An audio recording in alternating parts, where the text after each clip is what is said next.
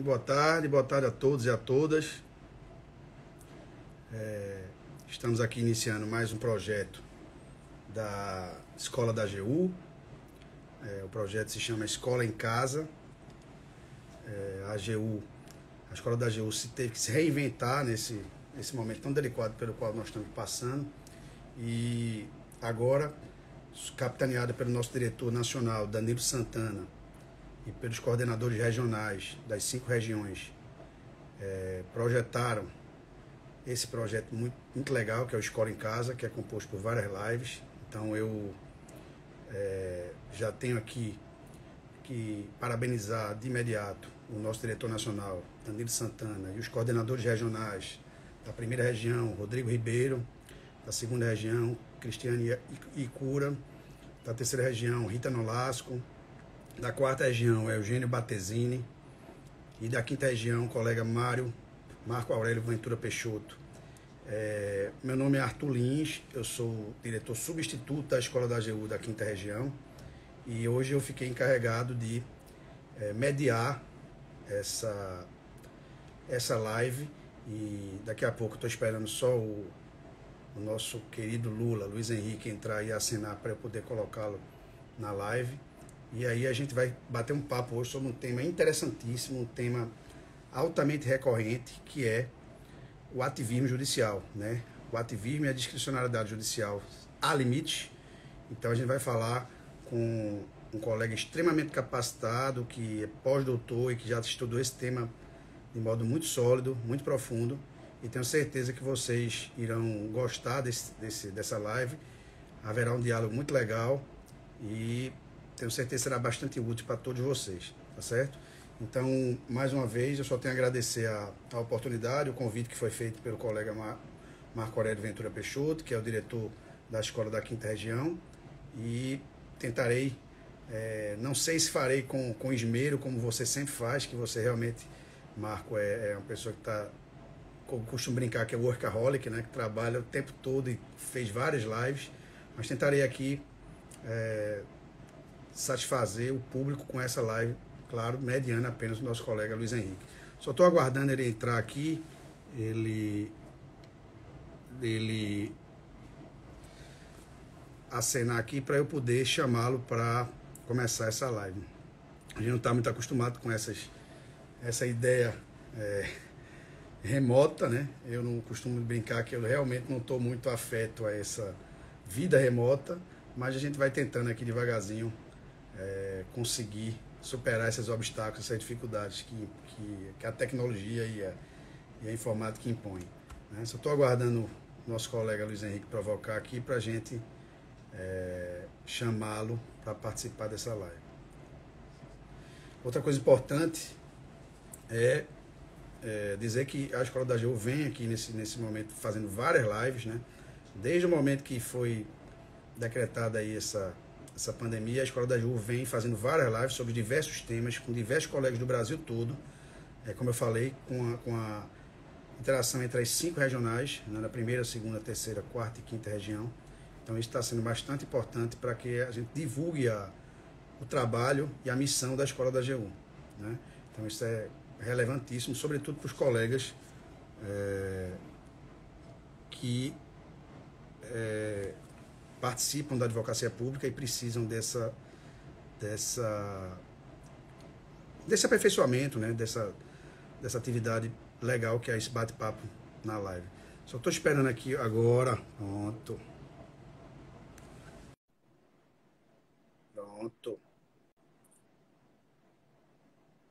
Já chamei aqui o grande Lula. Tudo bem? Grande Arthur. Tudo bem? Tudo bom? Tá me ouvindo bem? Tô ouvindo, perfeito.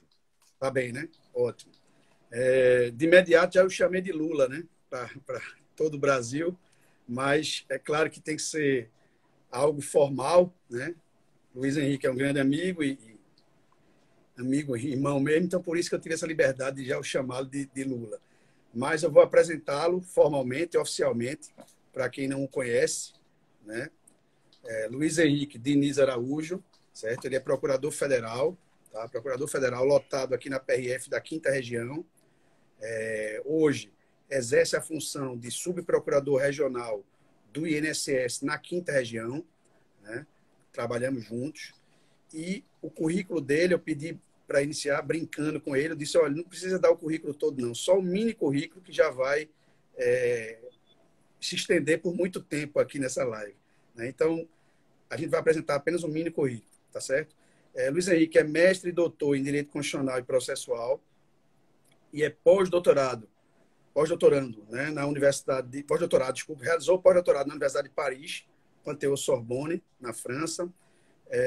Também fez um doutorado de sanduíche na Universidade de British Columbia, no Canadá, e atualmente ele é professor de Direito Processual da UniFPV, em Recife, Pernambuco, procurador federal da Advocacia Geral da União, como eu tinha dito, membro da ANEP, Associação Norte e Nordeste de Professores de Processo Civil, e membros do grupo REC de Pesquisas Constitucionais, salvo engano, da Unicap, né, Luiz Henrique? Isso. Isso, pronto. Então, esse é o mini currículo do doutor Luiz Henrique, como vocês estão vendo, pós-doutor, né? Então, ele tem 2 livros importantíssimos, um deles nós vamos tratar hoje, né, que é a versão comercial do doutorado realizado por Luiz Henrique na Universidade Federal de Pernambuco, tá? Que é esse aqui, ó, O Ativismo Judicial e Seus Limites, tá? Pela editora Raiz, a Raiz Editora, certo? Então, ele tem esse livro aqui que vai ser debatido hoje, que ele foi a versão comercial do doutorado. E, recentemente, Luiz Henrique lançou também um livro de processo, Tópicos do Direito Processual Civil, tá? Também pela mesma editora, a Raiz Editora, que é um manual de processo civil, mais direcionado para a graduação, né? Mas que já está à venda aí na editora, no site da editora. E também posso constatar que já li ambos, e ambos são muito densos, muito profundos, com a linguagem simples, objetiva, e que vocês vão aproveitar nesse dia de hoje, esse debate que nós vamos fazer com ele. Então, Luiz Henrique, você já está apresentado, certo? Quero apenas complementar que o colega Luiz Henrique é unanimidade, tá? Unanimidade aqui na Procuradoria Regional da 5ª Região, por toda a sua competência, toda a sua intelectualidade, e, além de tudo, eu sempre falo isso para ele, por suas características pessoais, né? Bastante humilde e simples. Então, humildade e simplicidade sempre prevalecem, não é verdade? Então, é isso que eu tinha falado dele, da apresentação dele, e aí a gente já vai logo. Eu sempre brinco com ele, só para a gente descontrair um pouco, eu sempre brinco com ele com o seguinte, que toda vez que eu for chamar... Luiz Henrique já foi, inclusive, diretor regional da Escola da AGU antes do colega Marco Aurélio Ventura Peixoto. Tá? Então, ele atuou durante 4 anos como diretor regional da escola. E eu sempre brincava com ele o seguinte, quando ele fosse dar as exposições e palestras dele, eu levaria a pasta dele e ficaria de lado com a pasta, só ouvindo e aprendendo, bebendo na fonte e com a pasta do lado. E hoje eu tive uma evolução, né? Um upgrade na minha função. Eu passei de carregador de pasta para mediador de uma exposição de Luiz Henrique. Então, isso para mim é com muita honra que eu faço, né? Fico bastante lisonjeado. E para fazer uma analogia com a obra Dom Quixote de la Mancha, de Miguel de Cervantes, Luiz Henrique é o Dom Quixote, eu sou o Sancho Panza, certo? Aquele que vai carregar e que vai do lado dele, ajudando ele para tudo, tá certo? Então, Luiz Henrique, sinta-se à vontade, a palavra é sua, fique à vontade para debater suas ideias, para colocar o que você sente melhor, fazer uma apresentação inicial, para logo depois a gente começar o debate, tá certo? Muito obrigado pela sua presença, agradeço profundamente e vamos em frente, porque você tem muita coisa boa para nos dizer, tá bom? Meu querido amigo Arthur, muito obrigado pelas suas palavras. Eu fico realmente emocionado. Sei que há muito de exagero e, claro, não é uma brincadeira para descontrair.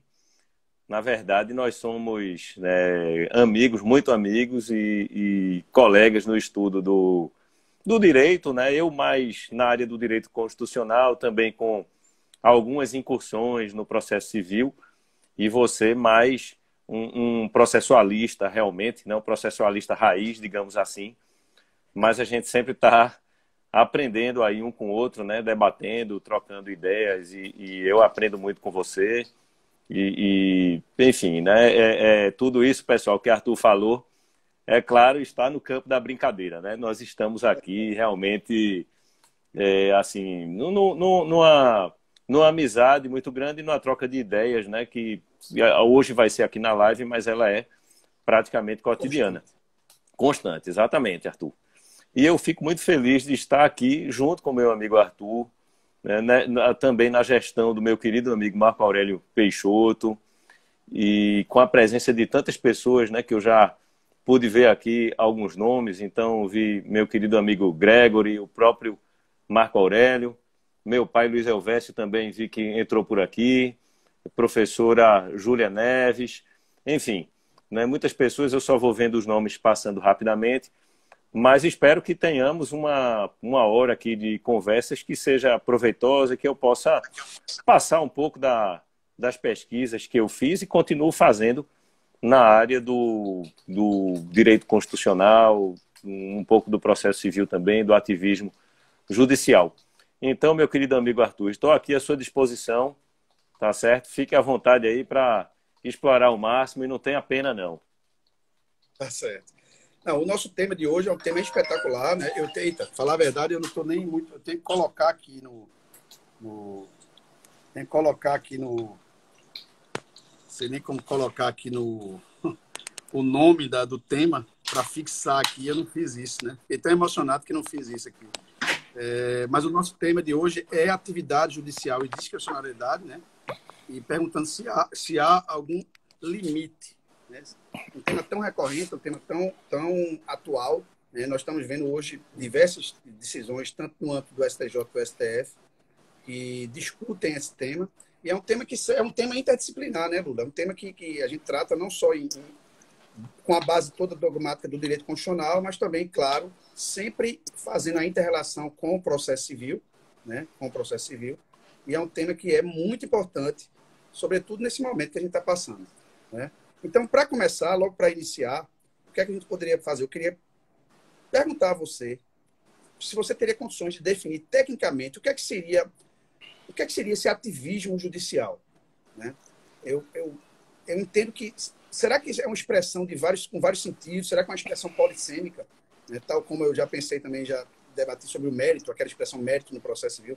Será que ativismo judicial seria uma expressão polissêmica? Como é que você define tecnicamente o ativismo judicial? Perfeito, Arthur. Excelente pergunta. Você, como estudioso do processo civil há muitos anos e com quem eu já aprendi e aprendo bastante, conhece bem, né, o tema do ativismo judicial e sabe, como você mesmo falou, que é uma expressão polissêmica. Então, quando se fala de ativismo judicial, é preciso, em primeiro lugar, definir do que se está falando, não é? Porque essa expressão ela tem diversos significados. Então, você pode estar aí falando de uma coisa, eu estar falando de outra, sob o mesmo rótulo, os colegas, cada um imaginando já um terceiro conceito na sua cabeça, ou um quarto, ou um quinto. Mas, enfim, eu até no livro mostro algumas acepções da expressão ativismo judicial. Então, e na literatura, nessas expressões, na literatura jurídica, do direito constitucional, do direito processual, essas acepções elas são muito utilizadas. Então, muitas vezes se diz que o juiz é ativista porque ele atua muito de uma forma contramajoritária, ou seja, exercendo o seu poder para anular leis ou declarar leis inconstitucionais, leis que foram aprovadas pelo legislador. Há uma outra acepção que também é muito mencionada pelo nosso querido amigo e nosso professor, né, e amigo, professor Leonardo Carneiro da Cunha, que foi seu orientador no excelente mestrado que você fez, que produziu um excelente livro sobre a primazia da resolução do mérito. E Léo gosta muito de utilizar, de mencionar aquela acepção em que o juiz tem muitos poderes instrutórios. Então, é uma outra acepção em que a expressão é utilizada. Há uma terceira acepção, que é essa que eu arbitrariamente optei por explorar no meu livro, que é, e claro que a gente sabe que muitas vezes a escolha de uma acepção ou de um tema, ela tem uma certa dose de arbitrariedade. Então, eu arbitrariamente escolhi uma acepção que é aquela acepção que diz que é ativista o juiz que inova desmesuradamente na ordem jurídica. Explicando melhor, nós sabemos que toda decisão judicial após o giro linguístico e após a superação do paleopositivismo, né, como gosta de dizer o professor Lênio Streck, em que o juiz era apenas o boca da lei, na nossa atual fase metodológica do direito processual, do direito constitucional, da jurisdição, né, em geral, o juiz, efetivamente, ele cria direito no caso concreto, porque toda norma requer uma interpretação. E interpretar, de certa forma, é criar um significado. Isso, por si, não é ser ativista. O que é ser ativista? Ora, para ser bem claro, né, e até um pouco caricatural, mas aquela decisão judicial, para ilustrar bem aqui, e às vezes para explicar é preciso trazer um pouco de caricatura, como meu querido amigo Arthur sabe, com sua excelente didática de sala de aula. Então, é aquele juiz, aquele tribunal que não se preocupa com precedentes, não se preocupa com a tradição das decisões naquele sistema. É um tribunal ou um juiz que não se preocupa em bem fundamentar suas decisões. Então, o que interessa eu quero decidir dessa forma, eu vou decidir, vou fazer uma escolha discricionária aqui, por esse significado, sem me preocupar em dialogar com os precedentes, sem me preocupar em dialogar com decisões até administrativas, enfim, com significados interpretativos que aquela norma já tenha naquele ordenamento jurídico. Então, foi esse significado que eu explorei no meu livro. E depois até eu posso explicar o porquê, né? Mas eu vou devolver a palavra aqui para meu querido amigo Arthur, para não ficar monopolizando tanto. Mas você que é o protagonista de hoje, você tem que falar o que você quiser. Mas, nesse sentido que você falou aí, o que eu acho interessante também, não sei se você concorda comigo, será que o artigo trazido pelo Código de Processo Civil 2015, 489, que exige uma fundamentação exauriente do juiz, né? Da mesma forma que se exige que as partes hoje tenham suas postulações bem elaboradas, bem redigidas, né? Para que o judiciário possa entender o que está se pedindo e resolver aquele conflito levado ao judiciário, o Poder Judiciário também tem o dever, eu falo isso, o dever, né? Oriundo da própria Constituição, lá do artigo 93, salvo engano, inciso 10, né, da Constituição, que exige que toda decisão judicial tem que ser bem fundamentada, né? Lá se fala em fundamentação. Mas veio o Código e no âmbito infraconstitucional, ele meio que exauriu, que esgotou a ideia de que toda decisão judicial tem, como você falou, tem que ser bem fundamentada, né? Tem que ser analítica, tem que abordar aqueles pontos, aquelas alegações que podem servir de amparo para uma decisão judicial, né? Então, nesse sentido, dentro desse contexto, você acha que a partir do momento que o Código entrou em vigor, com essa regra lá do artigo 489, será que o ativismo judicial não deveria perder força, né? Não deveria perder força e ao contrário, ao revés, o juiz ter esse dever funcional de decidir com mais cautela, com mais profundidade? O que é que você tem a dizer sobre isso? Arthur, você tem toda a razão. Como estudioso do processo que né? Já percebe isso, que a fundamentação ela é um dos caminhos para uma redução, digamos assim, das escolhas meramente pessoais do julgador, né? Então, mas o Código de Processo Civil de 2015, ele trouxe, inclusive, outros instrumentos que podem caminhar nesse sentido. Por exemplo, os precedentes qualificados que o Código trouxe são muito importantes, não só porque ele trouxe os precedentes qualificados, mas ele trouxe a ideia de diálogo com os precedentes. Então, por exemplo, quando a gente fala do Supremo Tribunal Federal, não necessariamente o Supremo Tribunal Federal está adstrito a precedentes, porque o Supremo, né, a Suprema Corte, é o Supremo Tribunal. Mas, veja, ele precisa dialogar, mesmo o Supremo, ele precisa dialogar, pelo menos, com precedentes. Sejam seus próprios precedentes, sejam decisões anteriores de outros tribunais que lhes são inferiores, inclusive, né? Então é importante haver esse diálogo. Então você tem toda a razão. Assim como o 489, o 926, eu acho, né, que trata dos precedentes qualificados, né, do Código de Processo Civil 2015, também é um passo importante. E aqui eu invoco até um trabalho que é dos professores lá da Universidade de Berkeley, que é Daniel Farber e Susan Sherry, e eles trazem lá no direito americano em que a problemática é muito antiga, né? Muito mais antiga do que a nossa, esse assunto de limitar, controlar o ativismo judicial e colocar alguns trilhos nas decisões judiciais, digamos assim. Então, eles trazem 5 parâmetros, 3 dos quais eu considero muito importantes juridicamente, que é a motivação substancial. Então, tem que haver uma motivação substancial, uma motivação ancorada juridicamente. Ela pode até trazer elementos econômicos, elementos pragmáticos, mas tem que haver uma âncora jurídica ali, normativa, ancorando aquela fundamentação.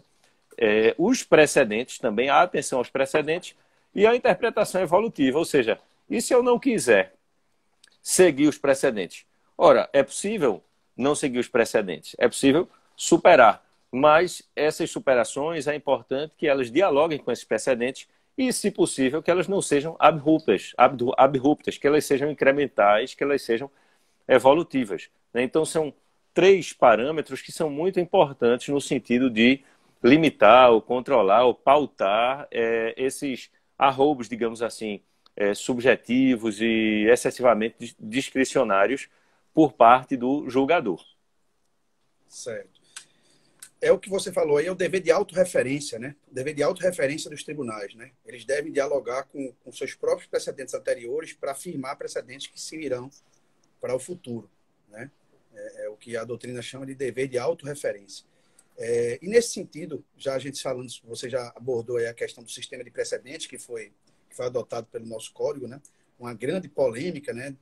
No início da vigência do código, no início dos estudos sobre o código, dizendo a gente vive o civil law, como é que a gente vai incrementar no Brasil, que é um país eminentemente civil law, as regras do common law, né? Então, houve a grande polêmica, hoje já há uma diminuição disso aí, né? Já se tem aceitado, e, a meu ver, corretamente, a validade, né? A importância desse sistema de precedentes, que tanto é assim que foi colocado, foi positivado nesses 2 artigos aí, o artigo 926 e o 927 do CPC. Né? E lá se diz que a ideia é que os precedentes possam trazer uma segurança jurídica.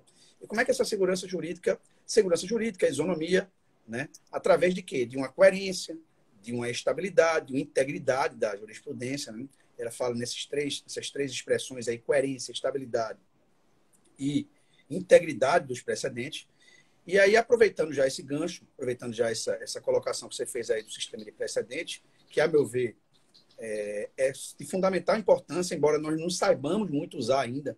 Né? A gente tem aquela ideia do ementismo, do ementário, né? Você colocar as ementas sem entrar na ratio decidente dos precedentes, né? Você não entender qual foi a motivação dos precedentes anteriores que geraram aquele precedente vinculante obrigatório. Né? A gente tem essa dificuldade, né? E aí a gente tem que se colocar também, fazer meia-culpa e se colocar nisso aí também, nós operadores de direitos, com volume de processo que assola a nossa atuação de todos, né? De todos, advogados, públicos, privados, Poder Judiciário, Ministério Público, serventuários, todos nós, né? A gente tem essa dificuldade de colocar, apontar corretamente qual é a ratio decidente de cada precedente disso. Então, a pergunta a você é o seguinte, será que, na sua concepção, na sua ótica, os precedentes vinculantes representam um limite eficaz ao ativismo judicial? Arthur, eu acho que sim, são um dos limites, sabe? Não o único, mas um dos limites eficazes. E agora você colocou muito bem, né? Nós não temos tradição em utilizar, em trabalhar com precedentes. Nós, que eu digo, somos nós, operadores do direito, né? Advogados, juízes, então, procuradores, enfim, assessores de tribunais, de juízes. Nós não temos esse treino. Né? Eu e você, não tivemos isso na nossa faculdade. E nós já nos graduamos há um certo tempo, mas não é tanto tempo assim. Né? E nós sabemos que até hoje as faculdades de direito são muito claudicantes ainda em trabalhar de uma forma, digamos assim, robusta com casos. Né? E ainda mais, a nossa tradição judiciária, a forma como o judiciário delibera e decide no Brasil, dificulta ainda mais isso. Por quê? Porque nós temos uma profusão de decisões monocráticas, né? inclusive no Supremo Tribunal Federal. Então, muitas questões muitas vezes se resolvem, ficam por anos sendo resolvidas por decisões monocráticas, e é difícil, e muitas vezes elas são díspares entre elas. A gente vê isso no próprio Supremo Tribunal Federal, né, e por isso que se diz às vezes, temos 11 Supremos, né, e não apenas um Supremo Tribunal Federal. E temos um outro problema também sério que dificulta que se trabalhe com precedentes, que se acha ratio decidendi, que é justamente a forma de deliberação dos nossos tribunais. Se você olhar até o Supremo, né, um grande exemplo disso, nós não temos como, por exemplo, a Suprema Corte Americana ou a Suprema Corte Canadense, um voto único, uma opinion of the court. Nós temos, na verdade, diversos votos, diversas opinions, né, diversos votos que se somam para formar aquele acórdão. Se eles forem no mesmo sentido, o dispositivo, a conclusão de cada voto for no mesmo sentido, eles vão se somar para que se forme uma maioria, mas não quer dizer que haja até muitas vezes coerência entre aqueles votos, né? Muitas vezes um voto fundamenta para um lado, o outro voto fundamenta para o outro, mas como a conclusão é a mesma, então eles vão formar uma maioria e aquela conclusão vai ser a vencedora. Mas não quer dizer exatamente que aquela tese vai ser uma tese vencedora. Então, isso é um outro ponto que dificulta bastante. Então, para responder a sua pergunta de uma forma, né, clara, eu penso que sim, que os precedentes podem funcionar, mas nós precisamos ainda evoluir muito para trabalhar com precedentes, né? Há um grande esforço dos constitucionalistas, dos processualistas, né? Por exemplo, nosso querido amigo Lucas Buril, né, tem pesquisado muito precedentes e outros também, para tentar ajudar, né? E a doutrina, a literatura jurídica tem um importante papel nisso, para ajudar que tenhamos muito em breve uma operação, a operabilidade eficaz dos precedentes. E aí sim, os precedentes aplicados de uma forma operacional e mais robusta poderão agir nesse sentido, de uma pauta decisória. Isso é muito importante. Agora, quanto tempo isso vai demorar? Não sabemos, porque um código, a edição de um código é muito importante, mas ela por si não é uma varinha de condão, ela não opera milagres de uma hora para outra.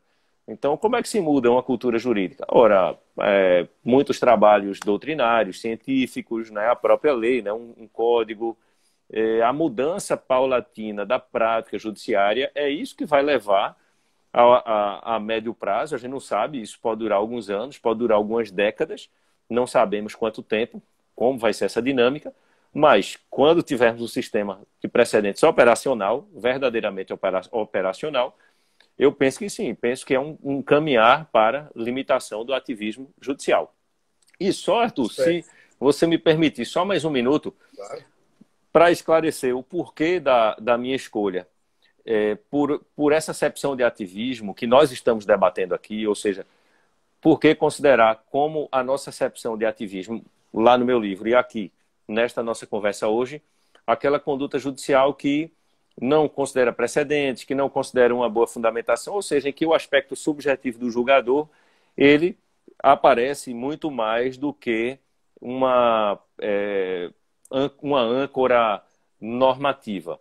Ora, porque nós, na última década, pelo menos, estamos vivendo, por diversas razões, e a gente pode conversar sobre isso mais à frente, estamos vivendo digamos assim, excesso de discricionariedade judicial, né? Então, o Poder Judiciário tem sido muito buscado, né? Tá aí, na nossa atuação profissional nós vemos isso, né? O excesso de ações, de processos com que nós lidamos diariamente. Então, nós temos um país com muitas tensões sociais, dada a nossa desigualdade abissal, né? De classes sociais e de conflitos que nós temos.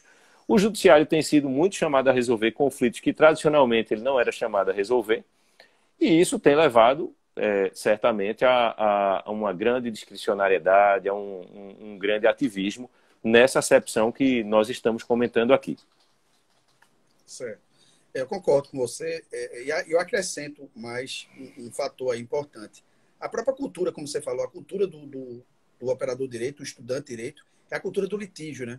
a gente estudou, agora que está se começando, há pouco tempo atrás, a se tentar a composição extrajudicial, né? A ideia do sistema multiportas foi colocado no código, lá no início, no artigo 3º, mas a nossa cabeça, a nossa, vamos dizer assim, a nossa tradição, sobretudo, vou até regionalizar a nossa discussão, até na Faculdade de Direito do Recife, que é onde nós estudamos, é uma ideia de litígio, né? Como acho que até o próprio ministro Luiz Fux falou uma certa vez que o brasileiro na cabeça tem uma litigiosidade desenfreada.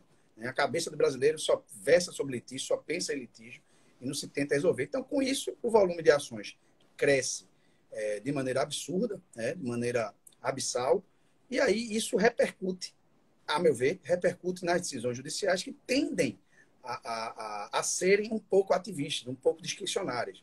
Né? Então, o conceito de discricionariedade judicial com fundamentação, vamos dizer assim, pequena ou baixa a fundamentação, é muito tênue, né? A linha é muito tênue entre a diferença entre dois conceitos. Né? Então, realmente, eu entendo que o precedente é, sim, um importante veículo de limitação ao ativismo. Agora, concordo, ao mesmo tempo que, infelizmente, nós ainda temos que passar um tempo ainda amadurecendo, maturando essa ideia. Aí a doutrina é fundamental. Como você citou aí, o nosso querido amigo Lucas Buril, um livro espetacular, o Hermes Zanetti também. Também. O Marinoni também, que foi o primeiro precedente. Um pioneiro. É o pioneiro. O Ravi Peixoto também daqui, jovens, também. dois jovens, Ravi e Lucas. Então, a doutrina tem um papel importantíssimo nisso aí, de maturar, de amadurecer a ideia do precedente, para que haja isso que você chamou dessa operacionalidade, essa operacionalização, melhor dizendo, dos precedentes. Eu concordo com você. Mas aí, verdade, Arthur. E só complementando, por exemplo, agora, nossa querida ANEP, né, Associação Norte-Nordeste de Professores de Processo, fez um seminário recente e um dos painéis eu até participei, foi só sobre precedentes. Você não veria isso há 5 ou 10 anos, né? Ou na nossa época de estudantes de direito, você não imaginaria um painel de um congresso de direito processual civil só tratando de precedentes. Né? Então, os precedentes entraram na ordem do dia, mas ainda não têm uma operabilidade, digamos assim, satisfatória. Penso que terão, a gente não sabe quando. E só complementando também, você citou aí alguns fatores que aumentam essa utilização discricionária do direito, essa interpretação muito aberta. E eu vou citar uma outra causa que, na minha visão, leva também a isso, é a adoção exagerada de princípios. Então, nós temos muitos princípios e não sabemos ainda, igual os precedentes, né? E não sabemos ainda o que fazer com esses princípios. Então, e princípio a gente sabe que normalmente tem um espectro interpretativo muito largo, né? Muito grande. Então, por exemplo, um exemplo clássico que eu vou dar aqui, né? O exemplo do princípio da dignidade da pessoa humana. Né? O que é dignidade para você? O que é para mim? O que é para uma pessoa que mora, não aqui, mas lá no Amazonas? O que é para alguém que mora no Cerrado? Né? Então, cada um vai ter uma opinião, nós teremos aí dezenas ou centenas de opiniões sobre isso, mas o direito ele não pode se construir só com opiniões. Né? Então, nós temos que construir interpretações desses princípios, saber como lidar com eles para que haja um mínimo de segurança. Né? Porque só explicando aqui para algumas pessoas, Arthur, e eu sei que há aqui algumas pessoas que não são do meio jurídico, né? Então é importante fazer essa explicação. Qual é a importância de trabalhar com precedentes? É para que haja principalmente uma segurança, ou seja, para que quando eu proponha uma ação, eu precise me socorrer do Poder Judiciário, eu saiba que um processo anterior, que foi semelhante ao meu, foi julgado num determinado sentido, então o meu provavelmente será também naquele sentido.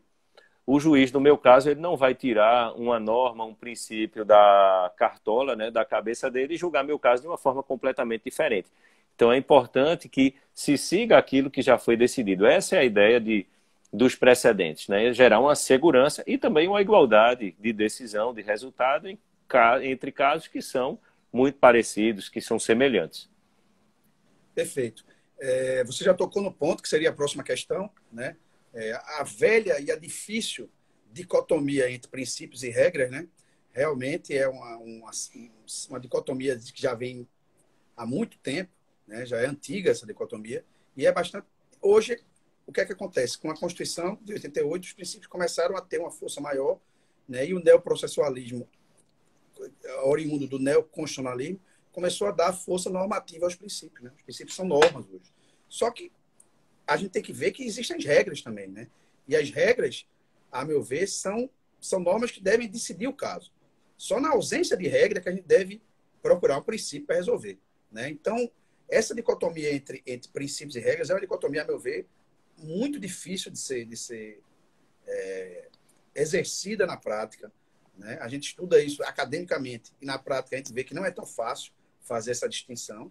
Só que, ao mesmo tempo que a gente tem que a gente vai reconhecer a força normativa dos princípios, a gente tem que ver que as regras devem prevalecer, né? As regras, como normas jurídicas que estão previstas nos diplomas normativos, o juiz, ao exercer sua função judicante, ele não pode ignorar os textos normativos, né? Ele não pode ignorar os textos normativos já existentes, né?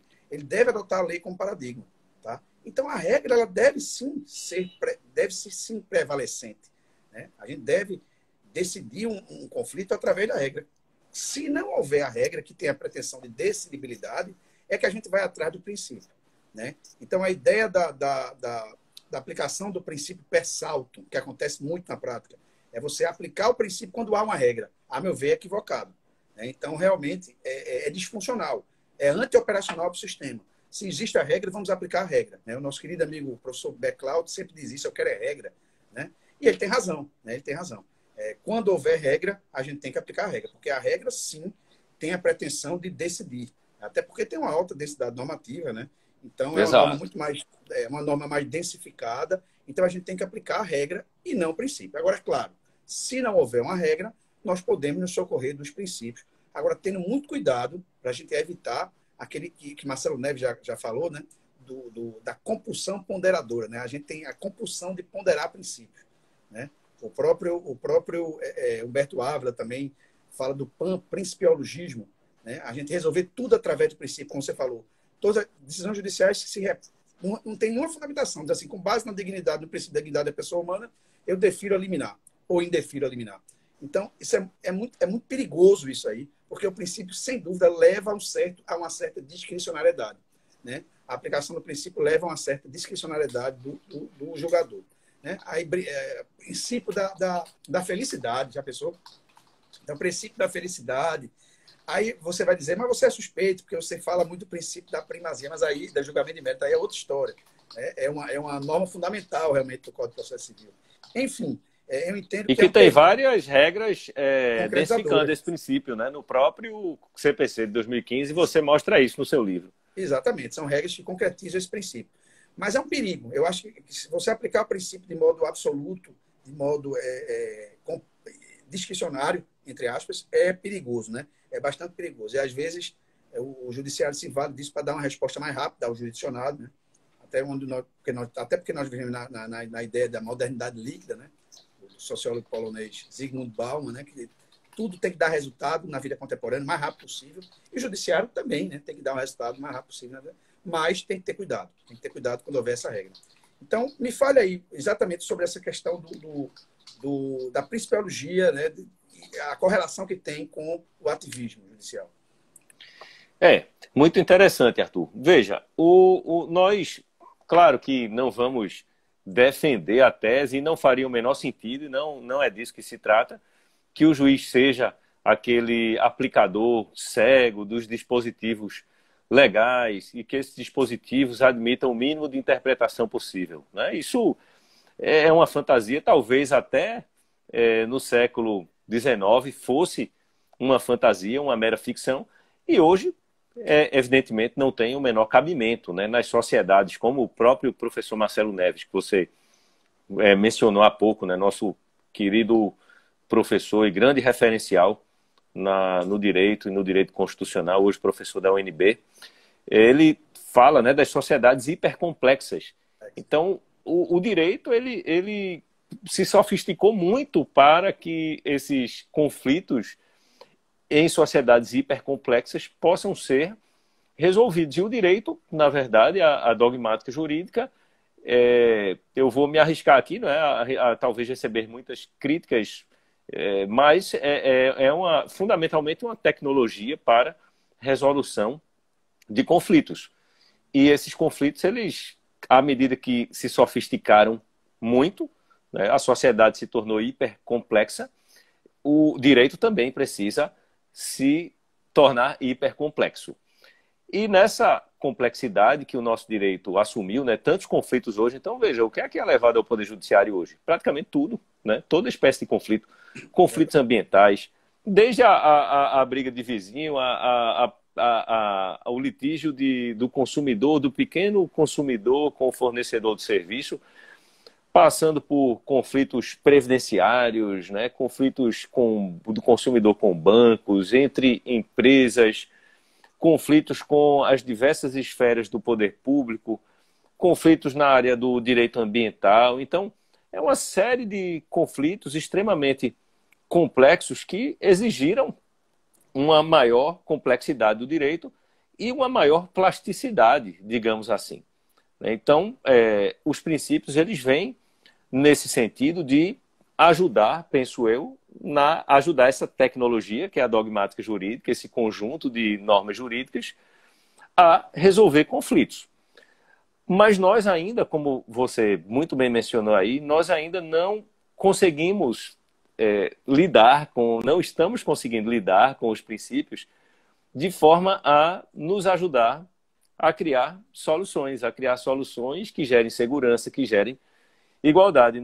Talvez os princípios, né, isso é uma afirmação arriscada, mas é uma hipótese, talvez eles no presente momento estejam criando mais problemas do que soluções, porque eles abriram uma margem muito grande à discricionariedade. Então, vamos dizer que eu vá julgar um caso aqui, eu, Luiz Henrique, e que eu vá julgar com base em um princípio, como a gente mencionou aqui, dignidade da pessoa humana, o princípio da igualdade, mas isso é muito amplo, né? O que é igualdade? Eu posso tratar diversas situações sob a minha ótica como iguais e outras como desiguais, e isso talvez seja o não direito, né? O não direito, porque o direito ele precisa de segurança, ele precisa de uma pauta. Nós precisamos ter, como eu gosto de dizer, olha, a gente precisa ter um certo alvo, né, de decisões. Então, se a flecha ela sempre for ali no meio, ou perto do meio, ou sair um pouquinho, tá ok, né? Isso aí é um ordenamento que é funcional, ele está funcionando bem. Agora, se uma flecha ela vai no centro do alvo e tá ok, ela vale 10 pontos, aí a outra já se distancia um pouco, continua valendo 10 pontos. Na pontinha, lá quase fora do alvo, vale 10 pontos. Então, nós aí vamos ter soluções muito díspares, flechas indo em diferentes decisões, mas que são igualmente válidas. Ora, elas são válidas sim, porque elas decorreram de um procedimento, de acordo com o direito, mas substancialmente elas são tão diversas entre si que nós talvez estejamos criando um não direito, uma não solução, uma não eliminação de dissensos, né? E, na verdade, estamos criando mais dissensos, mais insatisfações. O panprincipio-piologismo, mencionado pelo professor, eu acho que Humberto Ávila, né? Que menciona, utiliza essa expressão, ele tem levado a isso. Olha, existe princípio para tudo e, no final, nós estamos, em vez de os princípios estarem nos ajudando, eles estão nos atrapalhando, porque nós estamos sem referenciais. Os princípios, da forma como eles estão sendo utilizados, eles nos estão deixando sem referenciais. E tudo de que o jurista não precisa, e nossa sociedade não precisa, quando falamos de direito, é não ter referenciais. Muito ao contrário, né? Nós precisamos, no direito, de ter muitos referenciais. Então, como você disse, estamos num ponto em que estamos vivendo um momento tão extremo que há decisões judiciais, inclusive, e talvez principalmente no Supremo Tribunal Federal, em que regras são desconsideradas, sem sequer ser mencionadas, porque a regra ela pode ser até declarada inconstitucional. No caso concreto, nós temos um sistema de controle difuso de inconstitucionalidade, seguidos determinados parâmetros, né, principalmente por tribunais, cláusula de reserva de plenário. É possível declarar uma regra ou uma norma infraconstitucional inconstitucional. Mas, muitas vezes, as regras que seriam, em tese, aplicáveis ao caso, são sequer mencionadas. E tira-se da manga, né, do paletó, da algibeira, da cartola, um princípio para se resolver aquela situação. Mas, na verdade, o princípio não está resolvendo. O que está resolvendo é o que o julgador, naquele caso, quis resolver e colocou aquele princípio de uma forma, como se diz, ad hoc, né?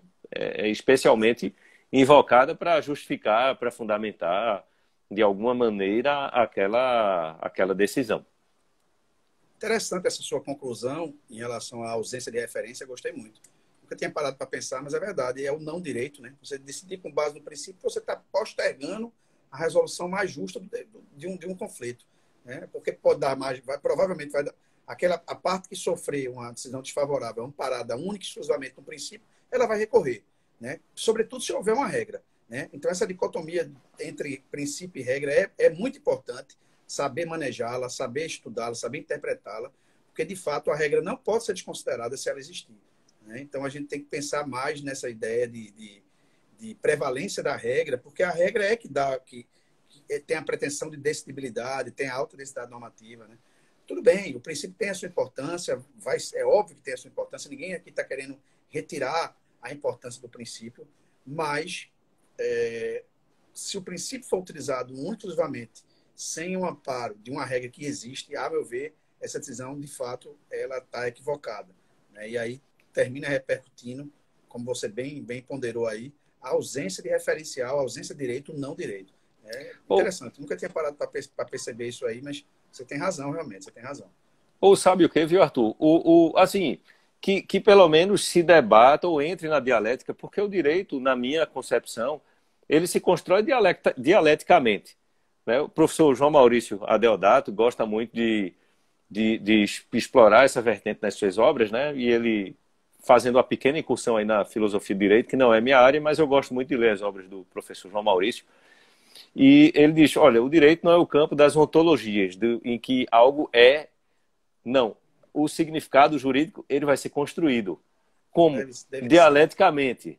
Né? Dialeticamente, pelos debates, pelos conflitos, pelas decisões. Mas veja, pelo menos que, quando se for aplicar um princípio, se considere, se debata, ou seja, entre na dialética a interpretação feita daquele princípio em outros julgados, em outras decisões anteriores, né? Mas não assim, ora, existe o princípio tal e esse princípio quer dizer isso. Do nada. Então, se você atrelar a utilização do princípio a precedentes, eu acho que já serve como uma boa pauta, já serve como um bom parâmetro, porque você vai construir dialeticamente o significado daquele princípio, né? Já dialogando com significados que foram construídos, que foram criados anteriormente. Então já é uma certa pauta. Mas simplesmente eu, Luiz Henrique, tirar da minha cabeça um significado para um princípio, sem da minha fundamentação constar nada, nenhuma linha sequer sobre ou regras aplicáveis ou sobre significados anteriormente atribuídos àquele princípio. Então aí, como eu disse para você aqui, né? Aí realmente estamos no campo do não direito, né? Aí é um campo do vale tudo. Eu digo uma coisa, Arthur diz outra, o Supremo diz outra e ninguém consegue se comunicar, né? Não há consenso e não há, sem haver consenso, nós não temos a eliminação dos dissensos, que são as lides, que são os conflitos. Perfeito, perfeito. Então a gente já está caminhando para o final, Luiz Henrique. Passa rápido, né? Passa muito rápido, realmente passa muito rápido. Pensa que não, mas passa muito rápido. Né? E essa pergunta que eu vou fazer agora é uma pergunta, na verdade, é uma pergunta que eu acho que todo mundo quer fazer. Né? Todos os ouvintes aí querem fazer essa pergunta. Porque é uma pergunta que é uma pergunta do dia a dia, uma pergunta até para quem não é operador de direito, sempre se pergunta, eu sempre ouço isso com conversas entre amigos que não são da área jurídica, e todo mundo quer ter um entendimento jurídico sobre determinado tema. Né? Então, o amigo que não é da área jurídica pergunta, e o STF decidiu daquela maneira? O que é que você acha? O STF decidiu esse tema sobre essa vertente? Você concorda? Você não concorda? Enfim, o nosso STF, a nossa Corte Suprema, né? Supremo Tribunal Federal, composto por 11 ministros, que realmente é um número irrisório, né? Um número insignificante para resolver para exercer todas as funções que o nosso Supremo possui, amparadas constitucionalmente, né? O nosso Supremo, ele é um tribunal ativista. Você entende que o Supremo já, no dia a dia, na atualidade, exerce esse ativismo ou não? Ou o Supremo ainda tem uma vertente mais conservadora, claro, eu estou falando no geral, né? Porque nós temos, você já comentou, as decisões monocráticas, né? Então, esse é outro problema que a gente teria que ter tempo para abordar isso aí. Como até o professor Joaquim Falcão, da FGV, já falou, né? As 11 ilhas do Supremo, né? Que são 11 ministros isolados, né? Cada um com suas decisões individualizadas, monocráticas, unipessoais. Isso aí, a gente vamos fazer o seguinte, e sem dúvida, essa ideia das decisões, a prevalência das decisões monocráticas, isso interfere sobremaneira no ativismo. Mas eu pergunto de modo geral, me referindo também não só às decisões monocráticas, como às colegiadas também. O Supremo é ou não é um tribunal ativista?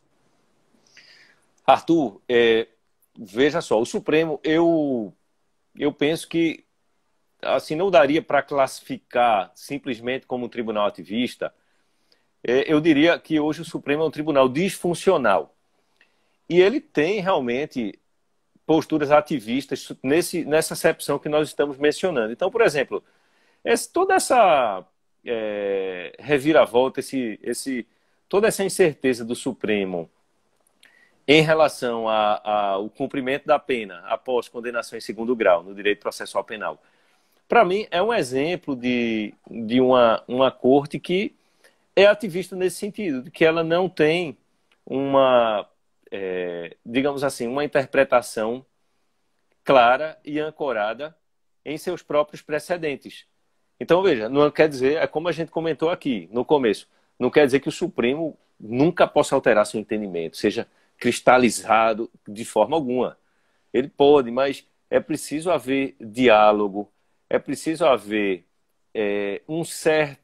uma segurança para se mudar entendimentos de forma tão radical como o Supremo fez mais de uma vez em relação a esse tema. Isso é um tema, veja, são mudanças radicais de você ter que cumprir a pena após uma condenação em segundo grau ou de você não precisar cumprir essa pena. Então, são antitéticas essas decisões, né?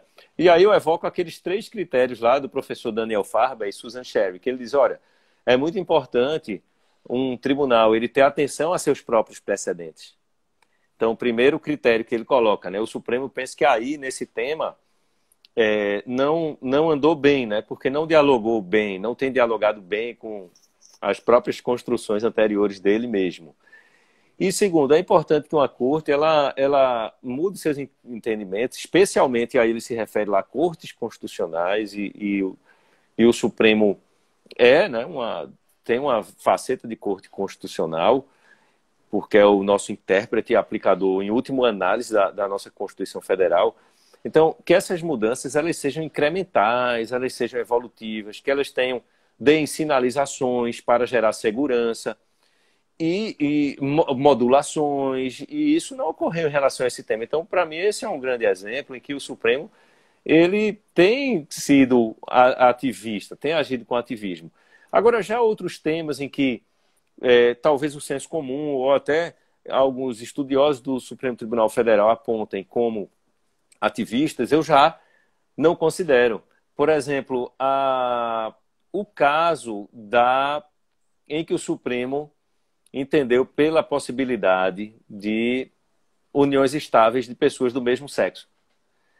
Eu aí já não entendo que houve ativismo. Por quê? Porque se formos olhar lá a fundamentação daquele acórdão, ele está muito bem ancorado em decisões anteriores, não exatamente só do Supremo, mas também decisões inferiores, inclusive uma ação civil pública, que impôs ao Instituto Nacional do Seguro Social a considerar parceiros e parceiras homoafetivos como dependentes para fim de pensão.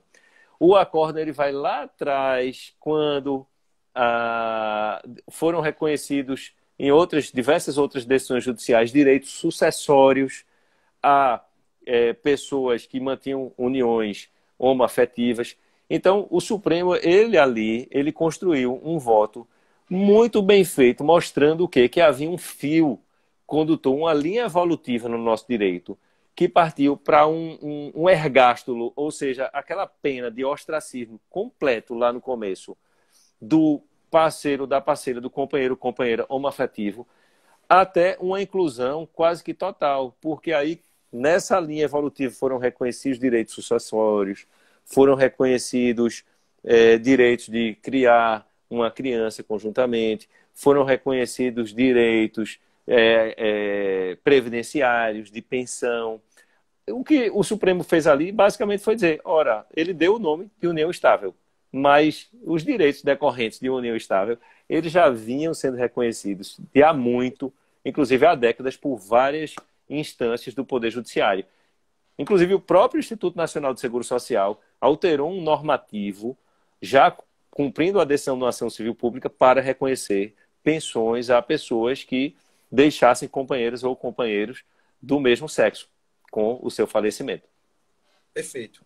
Concordo com você. Realmente, essa sua colocação de que decisões são amparadas em precedentes anteriores, que já esgotaram a matéria, exauriram a matéria, sem dúvida dá uma solidez a essa decisão. Gostaria aqui de cumprimentar a colega Rita Dias Nolasco, coordenadora da Escola da Terceira Região, que está nos assistindo. Nossa querida Rita, querida amiga. Está nos assistindo aí, dando uma guarda à sua graça. Mas para finalizar, Lula, a gente está realmente... A colega Silvia aí, Silvia Ferraz também está... Silvia também, querida amiga. Procuradora da PRF, nossa amiga.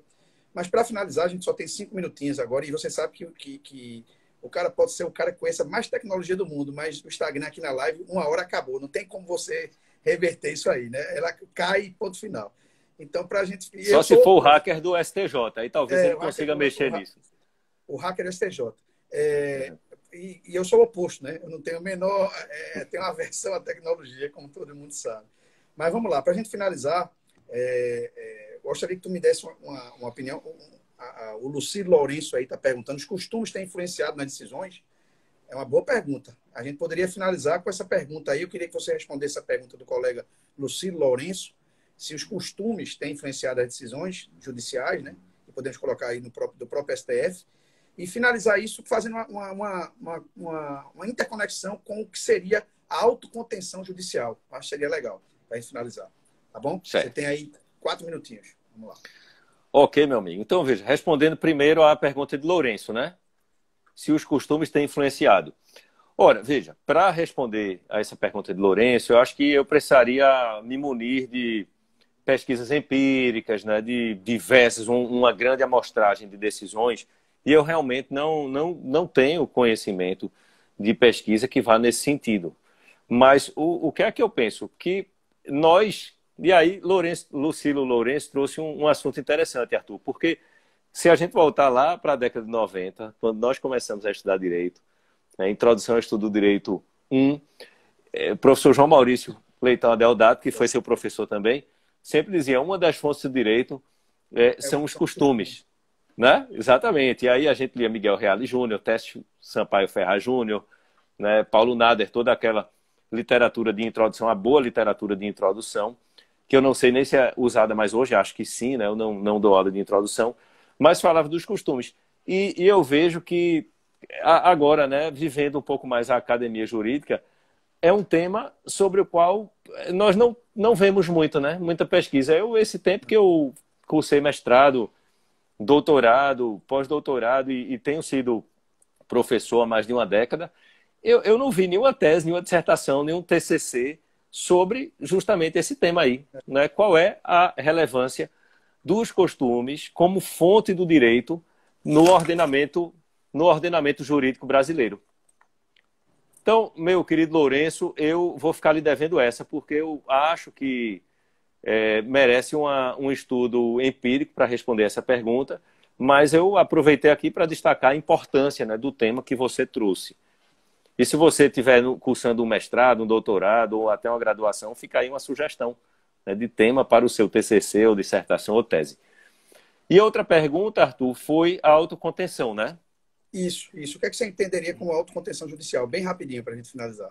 Então, veja, bem rapidamente, a autocontenção pode ter diversas acepções.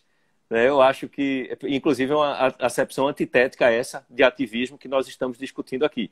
Ou seja, aquele tribunal ou juiz que se atém a precedentes, que ancora sua fundamentação, então pode ser essa. Agora, eu acho que uma muito importante e que nossos supremos ministros do Supremo Tribunal Federal estão nos devendo, pelo menos alguns, é a autocontenção no sentido do recato, né? No sentido do juiz que não se expõe tanto, que não fica o tempo todo até brigando, né? Litigando em redes sociais ou em entrevistas, ou até no plenário do tribunal. Então, essa autocontenção eu acho que tem faltado aqui no nosso Supremo Tribunal Federal. Mas essa é só uma Perfeito, das acepções. perfeito, perfeito. É impossível responder essa pergunta como você responde tão rápido. Lula, eu só tenho agradecer sinceramente a sua live. Você expôs com muita clareza as suas ideias, muita tranquilidade, como lhe é peculiar, né?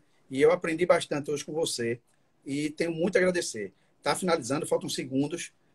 Gostaria que você mandasse um abraço para todos aí, que finalizasse aí essa live com maestria.